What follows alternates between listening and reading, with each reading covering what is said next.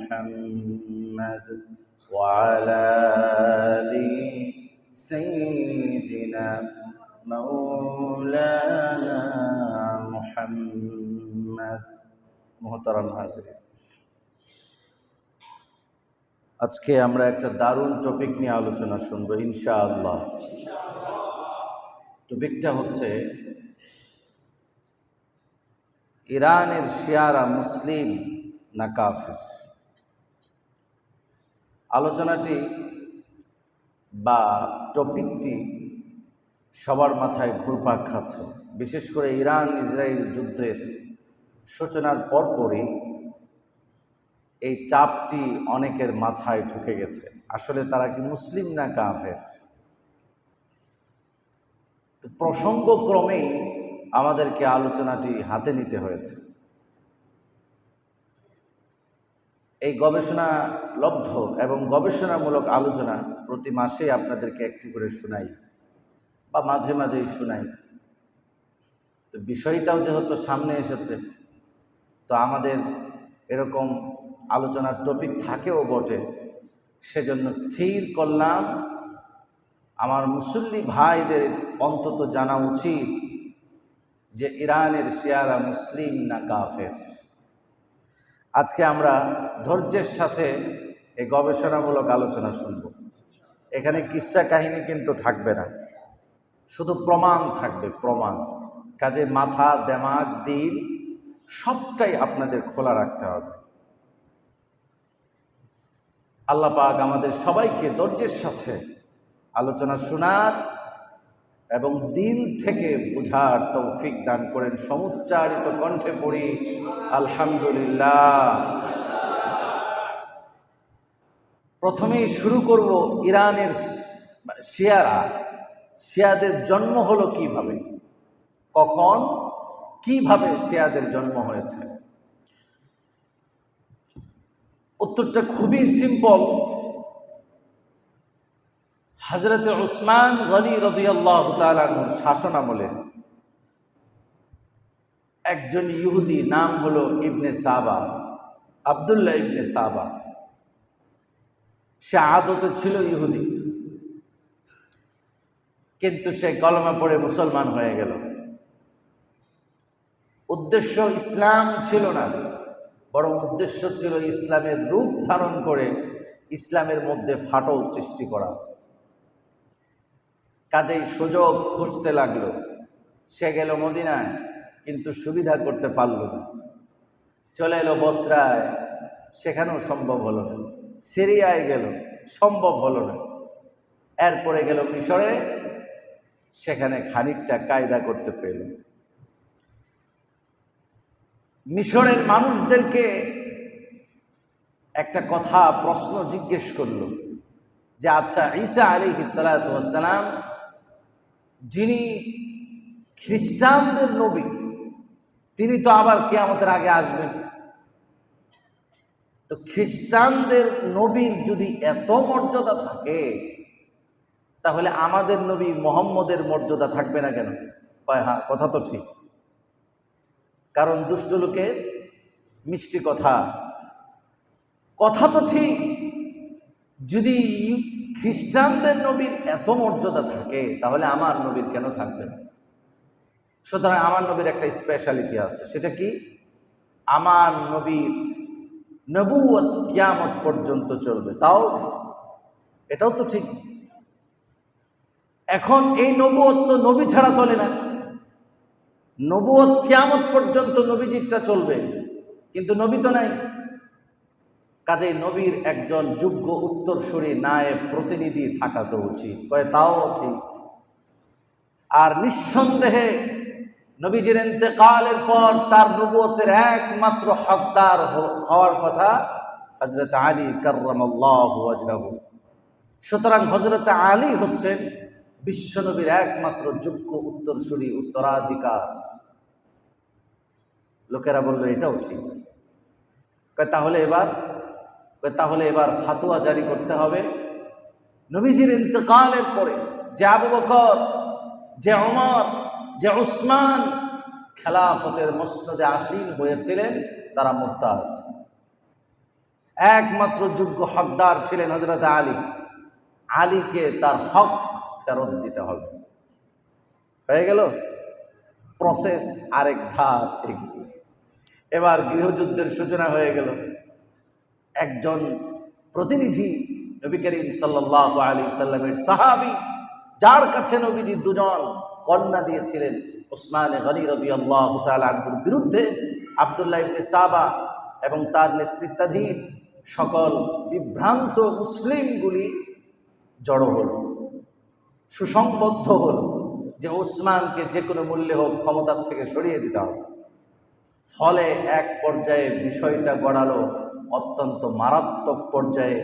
তারা বিদ্রোহ করে হযরত উসমান গনি রাদিয়াল্লাহু তাআলা আনহুকে শহীদ করে ফেলল। ব্যাস, ইসলামের প্রথম, ইসলামী সাম্রাজ্যের প্রথম বিশ্বনবীর দেওয়া আমানত এবং তিল তিল করে গড়ে ওঠা ইসলামী সাম্রাজ্যে প্রথম ফাটলটা ধরল। মানুষেরা দুভাগে বিভক্ত হয়ে গেল। উসমান গনি রাদিয়াল্লাহু তাআলা শহীদ হয়ে গেল। ক্ষমতায় বসলেন আলী। আব্দুল্লাহ ইবনে সাবা এবং তার লোকেরা তো খুব আনন্দে। এরপরে জঙ্গে সিফিন হলো, জামালের যুদ্ধ হলো। এসব যুদ্ধে এই আলীর পক্ষাবলম্বন করেছিল এই ইহুদি, আদতে ইহুদি নামধারী মুসলিম আব্দুল্লাহ ইবনে সাবা এবং তার পাশের চরেরা, লোকেরা। এদেরকে বলা হতো শিয়ানে আলী, আলীর দল। কারণ তারা আলীর পক্ষে থাকতো সবসময়, ক্ষমতার আগেও, ক্ষমতা দেওয়ার সময়ও, ক্ষমতার পরেও, বিভিন্ন যুদ্ধে। এই জন্য তাদেরকে কি বলা হতো? শিয়ানে আলী। এখান থেকে শিয়াদের উৎপত্তি হলো। এবার কি আপনারা বুঝতেছেন শিয়া কোত্থেকে আসছে? বুঝছেন তো? অন্তত কিছুটা হলেও তো বোঝা গেছে নাকি? ব্যাস, এইভাবে শিয়াদের উৎপত্তি এবং ক্রমবিকাশ। এবার আমি আপনাদেরকে শর্টকাট বলবো, এই শিয়াদের প্রকারভেদ কত, শিয়ারা কয় ভাগে বিভক্ত। যদি আমি মোটামুটিভাবে বিচার বিশ্লেষণ করি তাহলে এক কথায় বলা যায় শিয়ারা 66 ভাগে বিভক্ত। কয় ভাগে? ইসলাম কি কাবাব বানানোর জন্য আরো কিছু লাগবে? 66 ভাগে বিভক্ত একটা গ্রুপ শিয়ারা। প্রথমে হচ্ছে তাফজিলিয়া, এই গ্রুপ তাফজিলিয়া, মাত্র একটা গ্রুপ এদের। আরেকটা গ্রুপ হচ্ছে সাবিইয়া।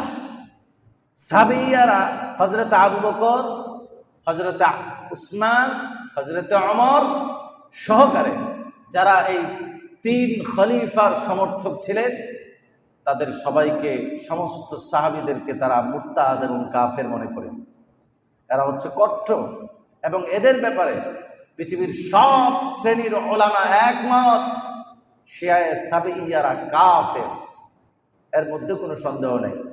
এদের গ্রুপ হচ্ছে 39টা। মোট কয়টা হলো?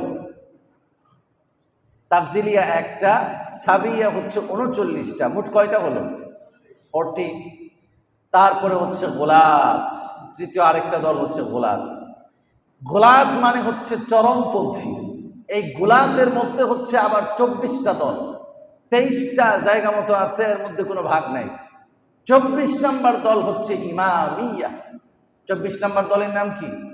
ইমামিয়া। এই ইমামিয়াদের মধ্যে আরো 3টা গ্রুপ আছে। এক নাম্বার হচ্ছে জাইদিয়া, আরেক নাম্বার হচ্ছে ইসমাইলিয়া, আরেক নাম্বার হচ্ছে ইসনা আশারিয়া। গোলাত 24 প্রকার, 24 নম্বর প্রকার ইমামিয়া। ইমামিয়া আবার 3 প্রকার, জাইদিয়া, ইসমাইলিয়া, ইসনা আশারিয়া। তাহলে 23টা ধরেন ওই পাশে, 24 নম্বর ভাগ হয়ে 3 ভাগে ভাগ হয়ে গেছে। 23 আর 3 কত? 26। 40 আর 26 কত? এই মোট 66। তাহলে সর্বশেষ এবং 66 নাম্বার যে দলের কথা আমি আপনাদেরকে বলেছি, দলের নাম কি? ইসনা আশারিয়া। একটু বলেন না, ইসনা, একটু কোন ভাই স্যার, ইসনা আশারিয়া। আর একটু বলেন, মুখস্থ হয়ে যাবে। ইসনা, 66 নাম্বার গ্রুপ হচ্ছে ইসনা আশারিয়া।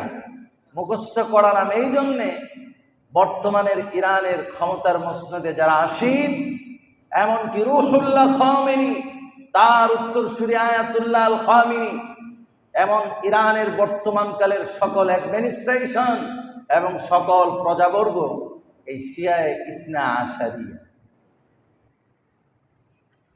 তাহলে এবার আমাদের ডেলিভারি করতে হবে যে শিয়ায়ে ইসনা আশারিয়ার আকীদা কি এবং তারা কি আকীদার ভিত্তিতে মুসলিম না কাফের। আপনারা কি বুঝতেছেন কথা? এই পর্যন্ত বুঝছেন তো? এবার আমাদের আলোচনার একমাত্র লক্ষ্য হবে এবং একমাত্র টপিক হবে শিয়ায়ে ইসনা আশারিয়ার আকীদা কি এবং তারা কি মুসলিম কি না। যারা কিনা যে শিয়ায়ে ইসনা আশারিয়াই ইরানের ক্ষমতায় বসে আছে বা ইরানের মানুষ, কাজেই ইরানের মানুষরা মুসলিম না কাফের তা নির্ভর করবে শিয়ায়ে ইসনা আশারিয়ার আকীদার উপরে, কারণ তাদের ধর্মটাই হচ্ছে শিয়ায়ে ইসনা আশারিয়া। এবার চলেন, আমি অনেকগুলি আকীদার কথা তাদের কাছে জেনেছি, এমনকি আমি লেবাননের একজন মুফতি সাহেবকেও কয়েকদিন আগে একটা টেক্সট করেছিলাম যে ইরানের শিয়াদের একটা চার্ট আমাকে দিতে, কিন্তু তিনি আমাকে পূর্ণাঙ্গভাবে দেননি। এবং ইরানের কিছু মানুষের সাথে আমি লিঙ্ক করার চেষ্টা করেছি, যেহেতু টেকনোলজির যুগ, গ্লোবালাইজেশনের যুগ, সব কিছুই এখন হাতের মুঠোয় আমাদের। চেষ্টা করেছিলাম কিন্তু কোনোভাবে আমি তাদের আকীদা সরাসরি পাইনি, আমার পাওয়ার সৌভাগ্য হয়নি। সেজন্য আমি বড়দের গ্রন্থ থেকে আমি রিসার্চ করে যতটা বের করেছি তার মধ্য থেকে বর্তমানের ইরানে যে সকল শিয়ায়ে ইসনা আশারিয়া রয়েছে তাদের 25টি ঈমান বিধ্বংসী আকীদার কথা আমি আপনাদের শোনাবো ইনশাআল্লাহ। কয়টা শোনাবো? 25টা। এবং এই 25টা আকীদা আমরা কোরআনুল কারীম দিয়ে, শুধুমাত্র হাদিসে যাব না আমরা। কারণ যদি আমরা হাদিস বলি তাহলে তারা বলতে পারে হাদিসটা জাল, হাদিসটা জয়ীফ, কারণ পাইকারি কিছু শব্দ তো আমাদের বাংলাদেশে চলে। বুখারী শরীফের হাদিস না দিলে কলিজা ঠান্ডা হয় না, কিন্তু আবার বুখারী যদি তার বিপক্ষে যায় তখন মুখের দিকে তাকানো যায় না। কথাটা বুঝতে পেরেছেন? এমন কিছু লোক আছে সব শ্রেণীতে, সব ফেরকায়। এজন্য আমরা হাদিসে যাব না। তাদের ঈমান বিধ্বংসী 25টা আকীদা। কাদের আকীদা? ইসনা আশারি। ইসনা আশারিয়া কারা? ইরানের মুসলিমরা, ইরানের শিয়ারা।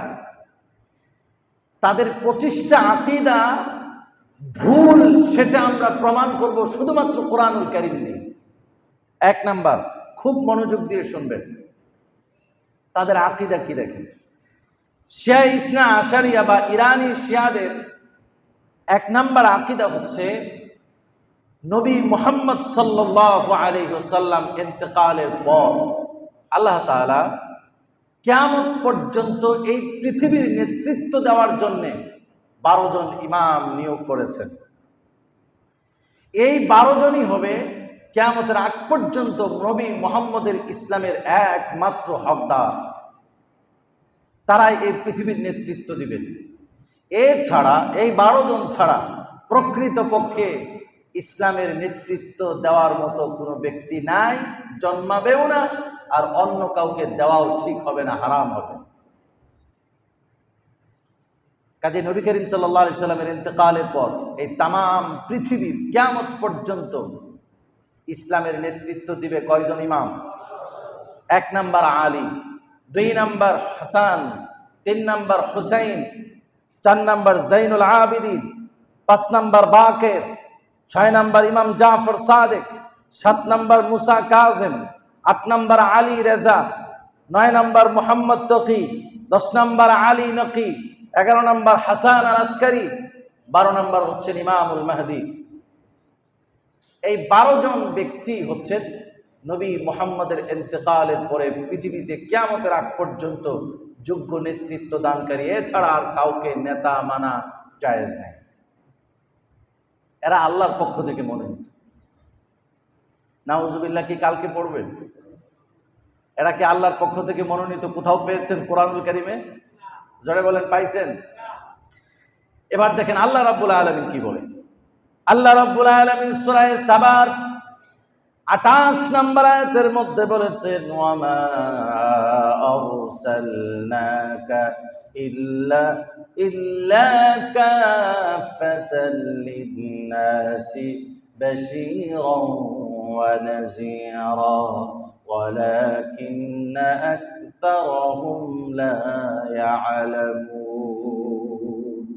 সূরা সাবা 28 নম্বর আয়াত। আয়াতের মধ্যে আল্লাহ পাক বলছেন, এই তামাম পৃথিবীর মানুষের কাছে আমি আপনাকে নবী বানিয়ে পাঠিয়েছি। আপনি শুধু আজকের দিনের জন্য নবী নন, আপনি হচ্ছেন কিয়ামতের আগ পর্যন্ত পৃথিবীর সমস্ত মানুষের নবী।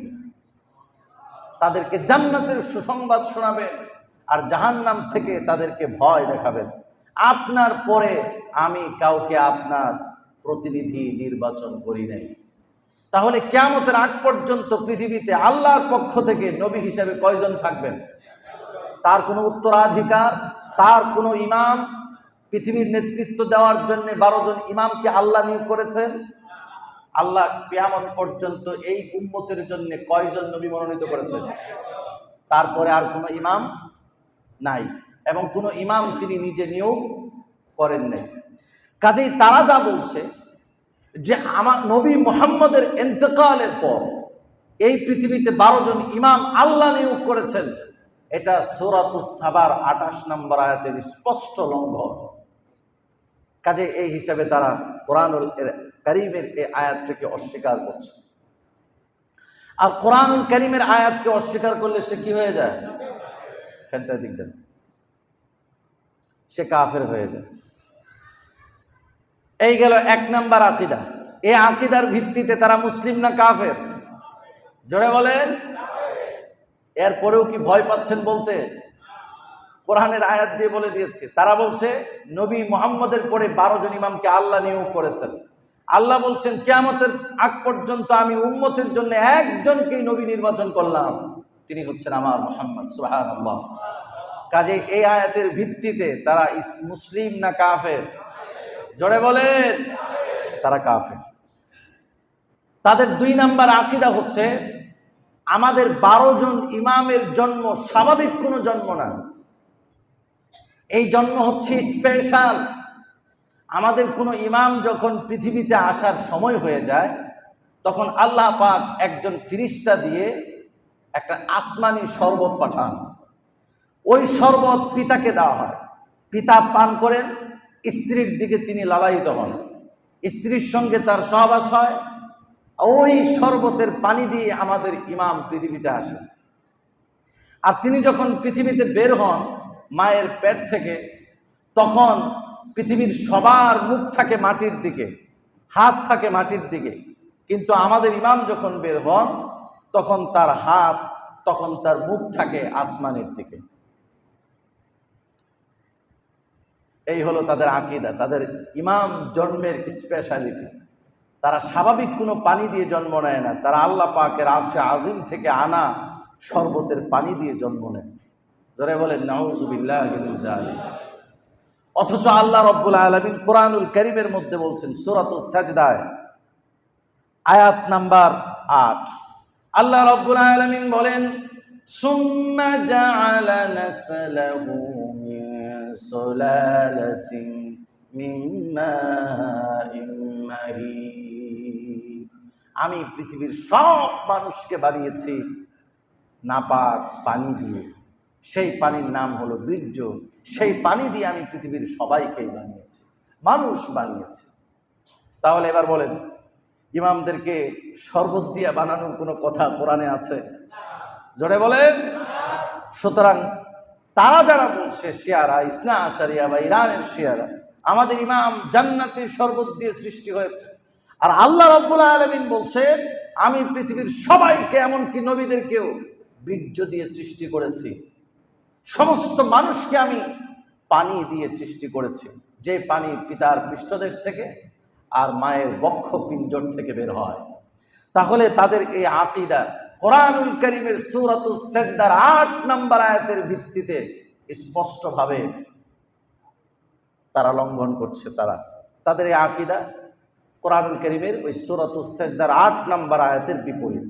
এই হিসাবে ইরানের শিয়ারা, শিয়া ইসনা আশারিয়ারা স্পষ্টভাবে কাফের। কয় নাম্বার গেল? 2 নাম্বার। 3 নাম্বার, ইরানের শিয়ারা বা ইসনা আশারিয়া শিয়ারা বলে আমাদের ইমামগণ সরাসরি আল্লাহর পক্ষ থেকে মনোনীত হয়ে আসেন। জোরে বলেন না নাউজুবিল্লাহ। অথচ আল্লাহ রাব্বুল আলামিন কেবলমাত্র মনোনীত করেন কাদেরকে? নবীদেরকে। সূরা আলে ইমরান 33 নম্বর আয়াতের মধ্যে আল্লাহ পাক বলছেন, ইন্নাল্লাহা আসতাফা আদম ওয়া নূহা ওয়া আলা ইব্রাহিম ওয়া আলা ইমরান আলাল আলামিন। নিশ্চয়ই আমি আল্লাহ রাব্বুল আলামিন আদমকে, ইব্রাহিমের বংশধরকে, যারা নবী ছিলেন তাদেরকে, ওয়া আলা ইমরান, ইমরানের বংশধরদের মধ্য থেকে যারা নবী ছিলেন তাদেরকে আমি আল্লাহ পাক নিজে মনোনীত করেছি। এখানে 12 জন ইমামকে মনোনীত করার কথা আছে, জোরে বলেন আছে।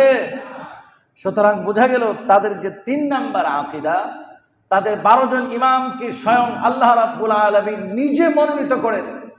কোরআনুল কারীমের সূরা আলে ইমরানের 33 নম্বর আয়াতের ভিত্তিতে তাদের এই আকীদার কারণে তারা সম্পূর্ণভাবে কাফের। জোরে বলেন। অসুবিধা নাই, শেষে কি একটা প্রসেস আছে। অনেকে ভাবতেছেন যা আমরা বিশ্বাস করলাম তার তো সব বিপরীত হচ্ছে। আমরা তো মনে করেছিলাম, সাপোর্ট করেছিলাম তারা মুসলিম বলে, তাতে অসুবিধা কি? কাফের সাপোর্ট কি করা যায় না? সেটাও ইনশাআল্লাহ পরে বলা হোক, আপনাদের মাথা খুলবে ইনশাআল্লাহ। আপনারা মনোযোগ দিয়ে শোনেন। তাহলে ইরানের শিয়া বা শিয়ায়ে ইসনা আশারিয়াদের কয়টা আকীদার কথা বললাম? 3টা আকীদার ভিত্তিতে ইরানের শিয়ারা কি? জোরে বলেন, সাহস করে বলবেন। মুসলিমকে মুসলিম না বলে কাফের বলা যেমন পাপ, কাফেরকে কাফের না বলাটাও পাপ। কাজে জানতে তো হবে আপনাদের। জোরে বলেন ঠিক কিনা? ভয় পাচ্ছেন না তো? মুসলিমদেরকে সোজা থাকা উচিত এবং স্ট্রেইট থাকা উচিত। যেটা ভালো সেটা ভালোই, যেটা মন্দ সেটা মন্দই থাকবে কিয়ামতের আগ পর্যন্ত। এরপরে 4 নাম্বার আকীদা শিয়াদের, ইরানের শিয়াদের 4 নাম্বার আকীদা হচ্ছে তাদের যে 12 জন ইমাম, এই 12 জন ইমামের নাম কোরআনুল কারীমে আল্লাহ তাআলা বলেছিলেন। এগুলি মুহাম্মদ, আবু বকর, ওমর, উসমান, এরা মিলে আমাদের 12 জন ইমামের নামকে কোরআনুল কারীম থেকে কেটে দিয়েছে। কোরআনুল কারীমে আল্লাহ তাআলা কোথায় তাদের নাম বলেছেন? সূরাতুশ শুআরা 194, 185 নম্বর, 95 নম্বর আয়াতের মধ্যে আল্লাহ রাব্বুল আলামিন বলেন, নাযালা বিহির রূহুল আমিন আলা কলবিকা লিতাকুনা মিনাল মুনজিরিন। নবী করিম সাল্লাল্লাহু আলাইহি সাল্লামের কাছে, হে নবী, আমি আপনার কাছে জিবরিলকে পাঠালাম কোরআনুল কারীম দিয়ে, যাতে করে আপনার অন্তরটা স্থিতিশীল হয়, ঈমানে ভরপুর হয়ে যায়। এখানে আল্লাহ বলছেন কোরআন দিয়ে পাঠিয়েছি, নাযালা বিহির রূহুল আমিন। এখানে বলেছে সেটা দিয়ে পাঠিয়েছি। সেটার মানে হচ্ছে পৃথিবীর সমস্ত মুফাসসিরিনে কেরাম বলেছেন নাযালা বিহির রূহুল আমিন, আমি ওইটা দিয়ে পাঠিয়েছি জিবরিলকে আপনার কাছে। এখানে ওইটা মানে হচ্ছে কোরআনুল কারীম, ওইটা মানে হচ্ছে কোরআনুল কারীম। আর শিয়ারা বলতেছে এখানে আমাদের 12 জন ইমামের নাম ছিল, সব কাইটা দিছে মোহাম্মদ। তাহলে তাদের 4 নাম্বার আকীদার ভিত্তিতে, যেহেতু তাদের 4 নাম্বার আকীদা কোরআনুল কারীমের সূরাতুশ শুআরার 194 এবং 95 নাম্বার আয়াতের ভিত্তিতে স্পষ্টভাবে সে আয়াতের লঙ্ঘন, এজন্য 4 নাম্বার আকীদার কারণে শিয়ারা কাফের। কথা কি বুঝতেছেন? 5 নাম্বার আকীদা, তারা বলে যে আমাদের ইমামকে মানা ফরজ, আমাদের ইমামকে কেউ যদি না মানে তাহলে সে কাফের হয়ে যাবে।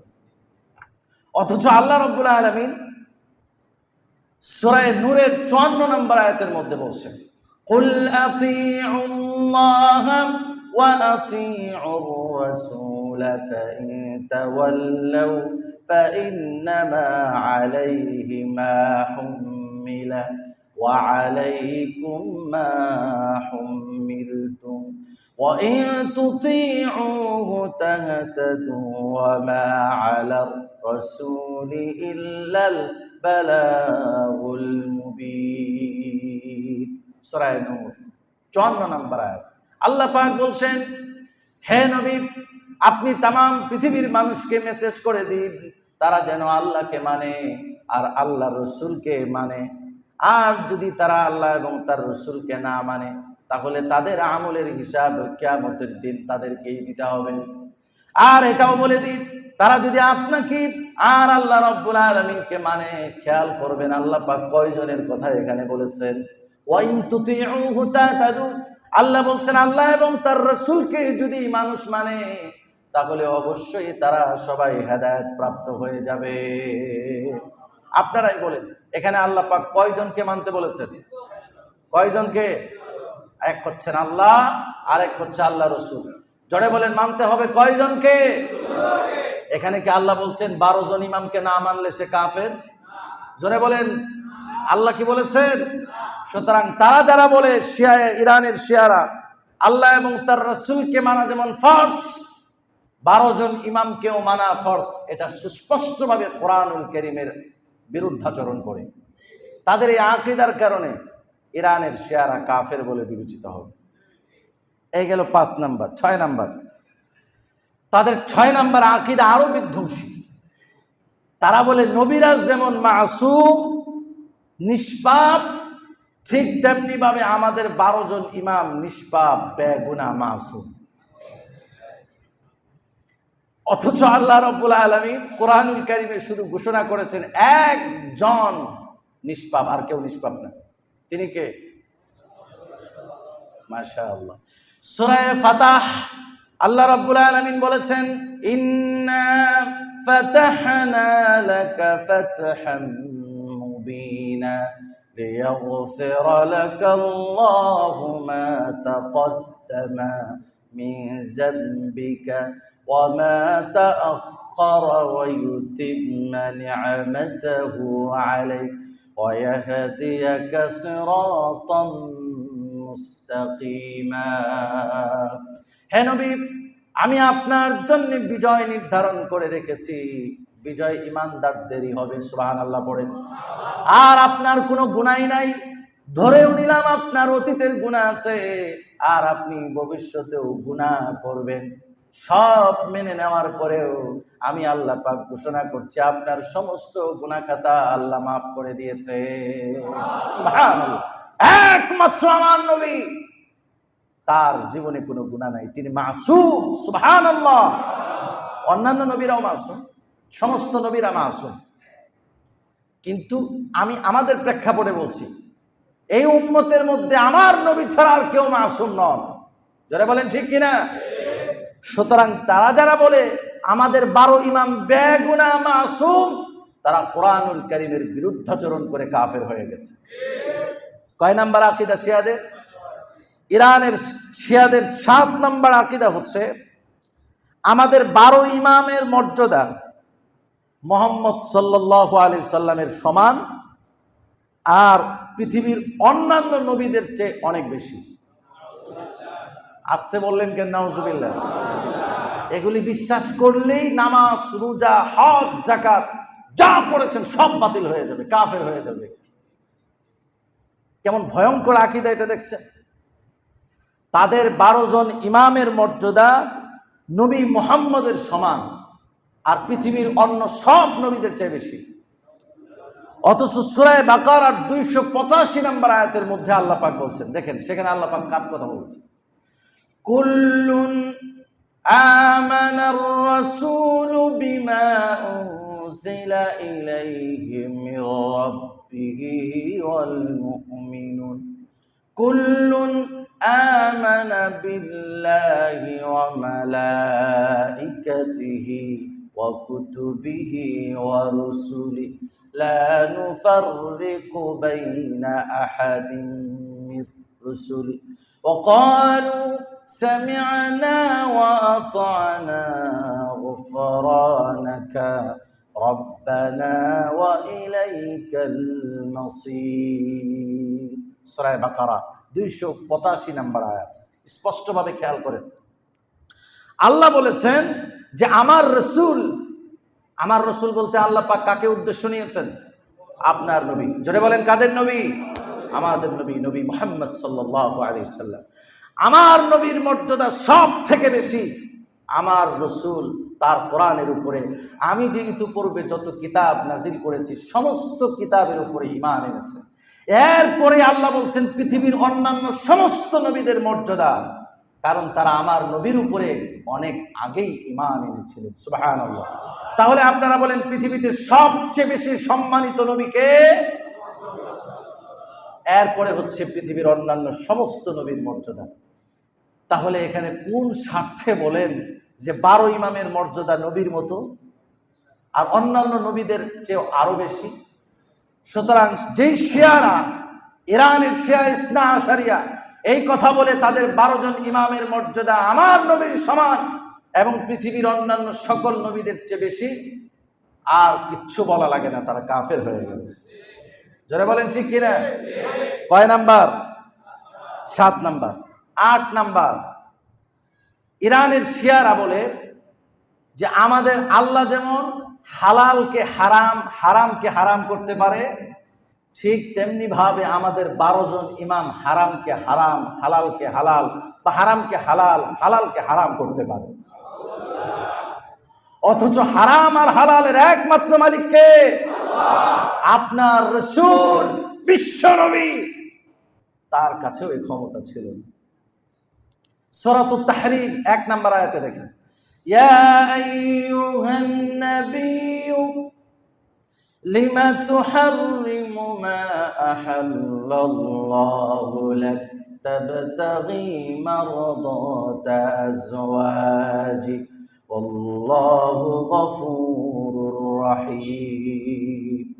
নবীজি খালি মধুকে শুধুমাত্র হারামও করেন নাই, খালি কইছিলেন যে মধু আমি খাই না। মধু কি হালাল না হারাম? জোরে বলেন না। মধু শুধু হালাল না, উৎকৃষ্ট হালাল। নবী শুধু বউকে খুশি করতে গিয়া একদিন বলছিলেন মধু আমি খাই না, কারণ কয়েকজন স্ত্রী মিল্লা তারে পাম মারছিল। নবীরা থাকতেন সহজ সরল, তারা সাধারণ যে কোনো কথায় বলে যেতেন। শুধুমাত্র একদিন দেখছিলেন যে ওই ঘরে গিয়ে একটু মধু খাইছিলেন লম্বা সময় নিয়ে। এই তো কয়েকজন বউ মিলা হিংসা শুরু করছে, হ্যাঁ আপনি কি খান? খারাপ জিনিস খাওয়া, ওগুলি খায়েন না, ওগুলি পচা। নবীজি বলছিলেন তাই নাকি? কয় হ্যাঁ, ওই মধু খাওয়াইছিল বলেই তো আমি একটু দেরি করছিলাম। সর্বনাশ, এটা খালি তো আপনার পেট নষ্ট হবে, আপনার ব্রেন নষ্ট হয়ে যাবে। 4-5 জন আশপাশে আগে রেডি করা ছিল, এরা বলতেছে হ্যাঁ হাফসা তো ঠিক কথাই বলে, আর আমরা না হয় মিথ্যা কথা বললাম, আয়েশা কি মিথ্যা কথা বলবে? এই কয়েকজন আবার আয়েশাকে আগের থেকে রেডি করে রাখছিল, কারণ কোন চাবি দিলে কে ঘুরবে এটা তারা জানতো। আয়েশা বলতো হ্যাঁ হুজুর, আসলে একটা ভালো কাজ করে না, এই মধু খারাপ জিনিস, এটা খাইলে আপনার দাস্ত হয়ে যেতে পারে। নবীজি শুধু বলছিলেন আমি আর মধু খাবো না, আল্লাহ পাক সঙ্গে সঙ্গে পাকড়াও করলেন, হে নবী আমি যেটাকে হালাল করেছি সেটা আপনি হারাম করার কে? আমার নবী যদি হালালকে হারাম, হারামকে হালাল করতে না পারেন, 12 জন ইমাম কেন তামাম পৃথিবী কোনোটাকে হারামকে হালাল করতে পারবে না। সুতরাং তাদের ইমামের ব্যাপারে তারা এই আকীদা যারা পোষণ করে, ইরানের শিয়ারা, এই আকীদার ভিত্তিতে তারা স্পষ্টভাবে কাফের হয়ে গেছে। কয় নাম্বারটা গেল? বলবো কয়টা আকীদা? টাইম না থাকলেও বলবো, আজকে ডেলিভারি করেই ছাড়বো তাদেরকে। তাদের 9 নাম্বার আকীদা হচ্ছে যতক্ষণ পর্যন্ত 12 জন ইমাম থাকবে ততক্ষণ দুনিয়া আছে, 12 জন ইমাম নাই দুনিয়া খালাস। অথচ মিশকাত শরীফের কিতাবুল ফিতানের হাদিস, আল্লাহ রাসূল সাল্লাল্লাহু আলাইহি সাল্লাম বলেছেন, হাদিসটা অন্তত 20 জন সাহাবী বর্ণনা করেছেন। আল্লাহ নবী সাল্লাল্লাহু আলাইহি সাল্লাম বলেন, লা তাকুমুস সাআ হাত্তা ইউকালা ফিল আরদি আল্লাহ আল্লাহ। যতক্ষণ পর্যন্ত পৃথিবীতে আল্লাহ আল্লাহ থাকবে ততক্ষণ পর্যন্ত দুনিয়া ধ্বংস হবে না। যেই পৃথিবীতে আল্লাহ বলনেওয়ালা কোনো লোক না থাকবে, ঠিক তখনই আল্লাহ রব্বুল আলামিন জমিনে কিয়ামত শুরু করে দিবে। তাহলে বলেন ইমামের নাম আছে? জোরে বলেন আছে? সুতরাং এই হাদিসের ভিত্তিতেও তারা কাফের। কয় নাম্বার গেল? কয় নাম্বার এখন? 10 নাম্বার। আকীদা তো আরো খারাপ, আরো খারাপ। তারা বলে আমাদের ইমাম পৃথিবীতে যা ইতিপূর্বে চলে গেছে, আর সামনে কিয়ামত পর্যন্ত পৃথিবীতে যা হবে, অতীত ভবিষ্যতের সকল জ্ঞান আমাদের ইমামের আছে। অতীত ভবিষ্যতের সমস্ত জ্ঞান কাদের আছে? তাদের 12 ইমামের আছে। অথচ অতীত ভবিষ্যতের জ্ঞান আমার নবীজি সাইয়্যিদুল মুরসালিন তার কাছেও ছিল না। তাহলে দেখেন আল্লাহ কি বলেন, ইরানের শিয়ারা বলে এই কথা। আল্লাহ কি বলেন? সূরা হুদ 123 নম্বর আয়াত, আল্লাহ রাব্বুল আলামিন বলছেন, ওয়ালিল্লাহি গায়বুস সামাওয়াতি ওয়াল আরদ ওয়া ইলাইহি ইউরজাউল আমরু কুল্লুহু ফা'বুদহু ওয়া তাওয়াক্কাল আলাইহি ওয়া মা রাব্বুকা বিগাফিলিন আম্মা তা'মালুন। আসমান আর জমিন, অতীতের ভবিষ্যতের গায়েবের সমস্ত মালিক, সমস্ত ইলমের মালিক হচ্ছেন একমাত্র আল্লাহ পাক। যারা বলেন কে? সুতরাং এই আয়াতের ভিত্তিতে যারা আকীদা পোষণ করে 12 ইমাম সব জানেন, তারা কাফের হয়ে গেল। যারা বলেন ঠিক কিনা? গেল কয়টা? 11 নম্বর আকীদা। 11 নম্বর আকীদা আরো খারাপ, আস্তে আস্তে খারাপ হতেই থাকবে। তারা বলে যে আমাদের ইমামের কাছে জ্ঞানের আরেকটা সূত্র আছে, সেটা হলো ওহী। ওহীর দরজা বন্ধ হয় নাই। আমাদের 12 ইমামের কাছে এখনো পর্যন্ত ওহী আসে। আস্তে কইলেন কেন? আরো আওয়াজ করে বলেন নাউজুবিল্লাহ। অথচ সূরাতুশ শূরা 2 নম্বর আয়াতের মধ্যে আল্লাহ পাক বলছেন, 3 নম্বর আয়াত, কাযালিকা ইউহি ইলাইকা ওয়া ইলাল্লাযীনা মিন ক্বাবলিকা আল্লাহুল আজিজুল হাকীম। হে নবী, আমি আপনার কাছে আর আপনার পূর্বে যত রাসূল এসেছিলেন কেবল তাদের কাছে ওহী পাঠাই। কাজেই ওহী এখনো আছে না শেষ? জোরে বলেন। না গত 17 বছর আসছিল এই দেশে? না আমেরিকায় আসে মাঝে মাঝে বিজ্ঞানের ঠেলায়? ওহীর ধারা সম্পূর্ণ বন্ধ হয়ে গেছে। কাজেই যারা বলবে 12 ইমামের কাছে ওহী আসে, তারা কাফের। এরপরে আর ইমান থাকে না। কয় নাম্বার গেল? 12 নাম্বার আকীদা, ইরানের শিয়াদের 12 নম্বর আকীদা। তারা বলে আমাদের ইমামের কাছে এমন জ্ঞান আছে, এটা তো আরেক ধাপ খারাপ, যেই জ্ঞান স্বয়ং নবী আর ফেরেশতাদের কাছেও নেই। অথচ আল্লাহ পাক সূরা তাহার মধ্যে বলেছেন 114 নম্বর আয়াত, ফাতাআলাল্লাহুল মালিকুল হক ওয়া লা তা'জাল বিল কুরআনি মিন ক্বাবলি আন ইউকযা ইলাইকা ওয়াহয়ুহু ওয়া কুর রাব্বি জিদনি ইলমা।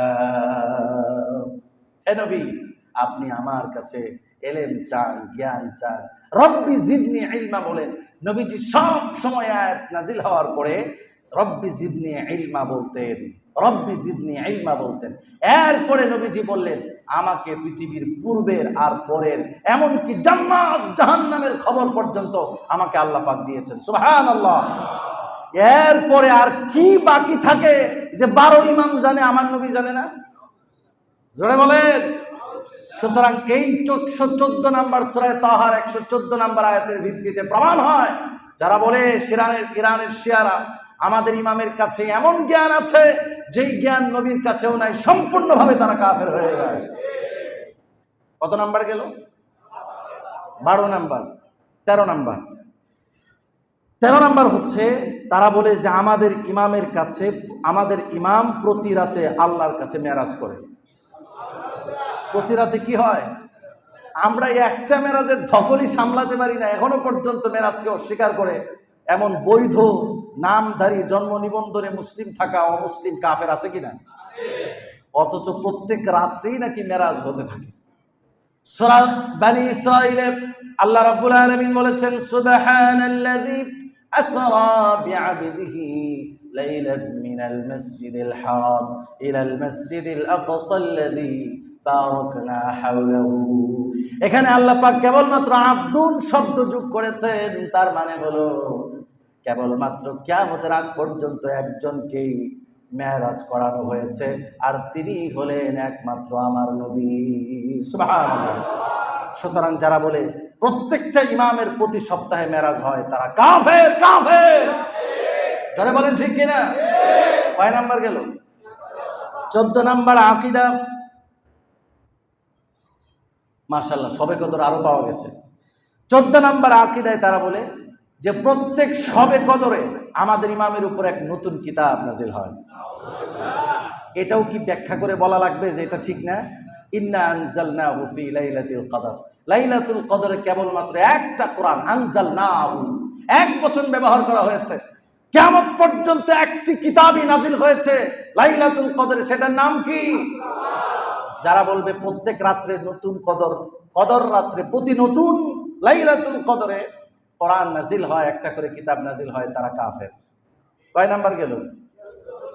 14। 15 নাম্বার, তারা বলে আমাদের ইমাম মৃত্যুর খবর জানেন, এমনকি মৃত্যুবরণ করবেন কিনা এটা কেবলমাত্র তাদের ইখতিয়ার, তারা চাইলে করতে পারেন, না চাইলে নাই। পুরা আরশে আজিমের অ্যাডমিনিস্ট্রেশন তাদের হাতে চলে গেছে। অথচ আল্লাহ রাব্বুল আলামিন সূরা লুকমান 34 নম্বর আয়াতে বলছেন, ইন্নাল্লাহা ইনদাহু ইলমুস সাআহ ওয়া ইউনাজ্জিলুল গায়থ ওয়া ইয়ালামু মা ফিল আরহাম ওয়া মা তাদরি নাফসুম মাযা তাকসিবু গাদা ওয়া মা তাদরি নাফসুম বিআইয়ি আরদিন তামুত ইন্নাল্লাহা আলীমুন খাবীর। 5টি জিনিসের খবর কারো কাছে নাই। মায়ের পেটে কি আছে 4 মাস 3 মাসের সময় কেউ জানে না, 7 মাস পরে পণ্ডিতি করে সায়েন্স আলটা করে দেখে ছেলে না মেয়ে, এর আগে আর কেউ জানে না। কিয়ামত কখন হবে কেউ জানে না, বৃষ্টি নাজিল হবে কি হবে না কেউ জানে না, আবার কোন দিন কোন ব্যক্তি মারা যাবে ওই খবরটাও পৃথিবীর কোনো মানুষের হাতে নাই। যারা বলেন ঠিক কিনা? মৃত্যুর খবর একমাত্র কার হাতে? সুতরাং ইরানের শিয়ারা যে বলে আমাদের ইমামের মৃত্যুর খবর তারা জানেন, সম্পূর্ণভাবে কোরআনুল কারীমের স্পষ্ট লঙ্ঘন। জোরে বলেন ঠিক কিনা? কত নাম্বার গেল? 15। আরো 10টা আছে। এরপরে তারা বলে 16 নাম্বার, যে আমাদের ইমামের কাছে প্রতি বৃহস্পতিবার মানুষের আমলকে পেশ করা হয়। একটু আওয়াজ করে পড়েন না নাউজুবিল্লাহ। আমল কার জন্য করি? কার সামনে পেশ হয়? সূরা ফাতির 10 নম্বর আয়াতের মধ্যে আল্লাহ বলছেন, দেখেন আল্লাহ কি বলে, ইলাইহি, আল্লাহ বলছেন মান কানা ইউরিদুল ইজ্জাতা ফালিল্লাহিল ইজ্জাতু জামিআ ইলাইহি ইয়াসআদুল কালিমুত তাইয়্যিব ওয়াল আমালুস সালিহু ইয়ারফাউ। যেই ব্যক্তি সম্মান চায় ওই ব্যক্তি যেন খেয়াল করে সম্মানের একমাত্র মালিক হচ্ছেন আল্লাহ রাব্বুল আলামিন। আর আল্লাহর কাছে মানুষের সমস্ত ভালো ভালো কথাগুলি উঠে যায়, আর বান্দার সমস্ত আমল আল্লাহ রাব্বুল আলামিনের কাছে পেশ হয়ে যায়। সুবহানাল্লাহ। আমল কার সামনে পেশ হয়? জোরে বলেন কার সামনে? সুতরাং শিয়া ইসনা আশারিয়া, ইরানের শিয়ারা যারা বলে আমাদের ইমামের সামনে আমল পেশ হয়, তারা এই আয়াতের ভিত্তিতে কাফের। কাফের। কয় নাম্বার গেল? এবার কয় নাম্বার? 17 নাম্বার। 17 নাম্বার বলে আমাদের প্রত্যেকটা ইমাম তার সমসাময়িকদের জন্য সাক্ষী হবে। ইমাম বান্দাকে যদি সাক্ষী দেয় ও ভালো, ও জান্নাতে, আর যদি বলে নাই ভালো না, পচা, জাহান্নামী। আসতে বললেন নাউজুবিল্লাহ। অথচ সূরা নিসা 41 নম্বর আয়াতের মধ্যে বলেন যে সাক্ষী হবেন কে? আমাদের উম্মতের সাক্ষী কে হবেন? ফাকাইফা ইযা জিনা মিন কুল্লি উম্মাতিন বিশাহিদিন ওয়া জিনা বিকা আলা উলাই শাহীদা। নবীজি এক পরে পরে কান্না করতেন। আল্লাহ রাব্বুল আলামিন বলেন ওই সময়ের অবস্থাটা কেমন হবে, যেই সময় হে নবী আমি তামাম উম্মতকে তাদের নবীদেরকে সাক্ষী বানিয়ে উঠাবো, আর আপনার তামাম উম্মতের জন্য আমি আল্লাহ রাব্বুল আলামিন আপনাকে সাক্ষী বানাবো। এই উম্মতের সাক্ষীকে আবার কইতেছেন উল্টা পাল্টা, নবীজি। এই উম্মতের সাক্ষীকে জোরে বলেন, মুখস্থ করেন, এই উম্মতের সাক্ষীকে। যারা বলে 12 ইমাম তারা আল্লাহর সঙ্গে কুফরি করেছে। কত নাম্বার গেল? 18 নাম্বার। 18 নাম্বার আকীদা হচ্ছে যারা 12 ইমামের প্রতি ঈমান রাখবে তারা জান্নাত পেয়ে যাবে। অথচ সূরা মারইয়াম 63 নাম্বার আয়াতের মধ্যে আল্লাহ বলেছেন তিলকাল জান্নাতুল্লাতী নুরিসু মিন ইবাদিনা মান কানা তাকিয়া। ওই জান্নাতের মালিক তারাই হবে, তাদেরকে আমি জান্নাতে রাখবো যারা মুত্তাকি। এখানে কি বলা আছে ইমামের প্রতি ঈমান আনলেই জান্নাতি? এই আয়াতের ভিত্তিতেও তারা কাফের। কত নাম্বার গেল এটা? 17। 18 শেষ। এবার 19 নাম্বার আয়াত। 19 নাম্বার আকীদা পোষণ করে তারা বলে আমাদের ইমাম দুনিয়া এবং আখিরাতের মালিক, যাকে ইচ্ছা তাকে ক্ষমা করতে পারেন। অথচ আল্লাহ পাক সূরাতুজ জুমার 53 নম্বর আয়াতের মধ্যে বলেছেন কুল ইয়া ইবাদিয়াল্লাযীনা আসরাফু আলা আনফুসিহিম লা তাকনাতু মির রাহমাতিল্লাহ ইন্নাল্লাহা ইয়াগফিরুজ যুনুবা জামিআ। হে বান্দারা, নিরাশ হয়ে যেও না। কত গুনাহ করেছো, আমার দরবারে এসে চোখের পানি ফেলো, চোখের ফুটা জমিনে পড়ার আগে আমি আল্লাহ পাক ক্ষমা করে দেব। ক্ষমার মালিক কে? যেই সকল ইরানীরা বলে যে ক্ষমা আমাদের ইমাম করতে পারে, তারা এই আয়াতের ভিত্তিতে কাফের হয়ে গেল। কত নাম্বার? 19 গেল। 20 নাম্বার। 20 নাম্বার বলে ইরানের শিয়ারা বলে যে আমাদের ইমাম যাকে বলবেন জান্নাতে যাও তারা জান্নাতে যাবে, যাদেরকে বলবেন জাহান্নামে যাও তারা জাহান্নামে চলে যাবে। অথচ আল্লাহ পাক সূরা কাফের মধ্যে, সূরা কাফের 18 নম্বর আয়াতের মধ্যে আল্লাহ পাক বলেছেন উদখুলুহা বিসালাম যালিকা ইয়াউমুল খুলুদ। জান্নাতে ঢুকো, এখানে চিরকাল ব্যাপী থাকো।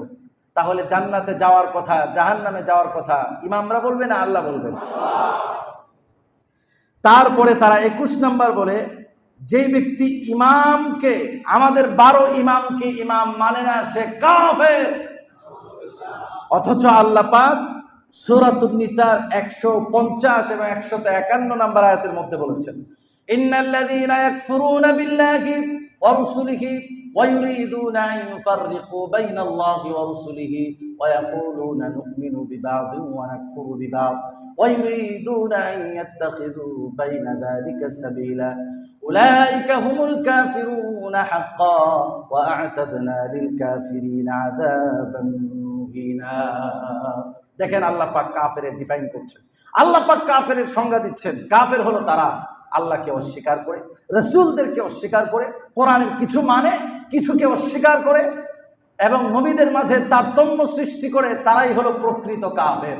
এখানে কি আল্লাহ বলেছেন 12 ইমামের প্রতি ঈমান না আনলেই সে পাক্কা কাফের? সুতরাং এই আয়াতের ভিত্তিতে তারা যারা এই আকীদা রাখে তারাই বরং কাফের। যারা বলেন ঠিক কিনা?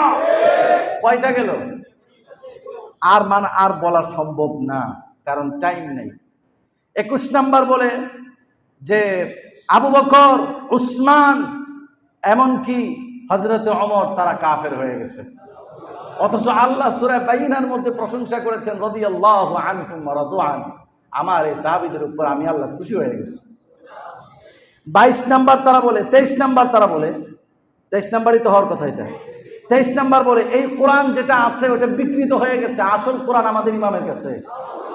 অথচ সূরা হিজরের 9 নম্বর আয়াতের মধ্যে আল্লাহ বলেছেন ইন্না নাহনু নাযালনা যিকর ওয়া ইন্না লাহু লাহাফিজুন, এই কোরআন আমি নাজিল করেছি আর এই কোরআনকে কিয়ামত পর্যন্ত হেফাজতের মালিক হচ্ছে আমি আল্লাহ পাক। আপনারাই বলেন কোরআন কি বিকৃত না আসল? যারা এই কথা বলে তারাই বিকৃত, যারা বলেন ঠিক কিনা।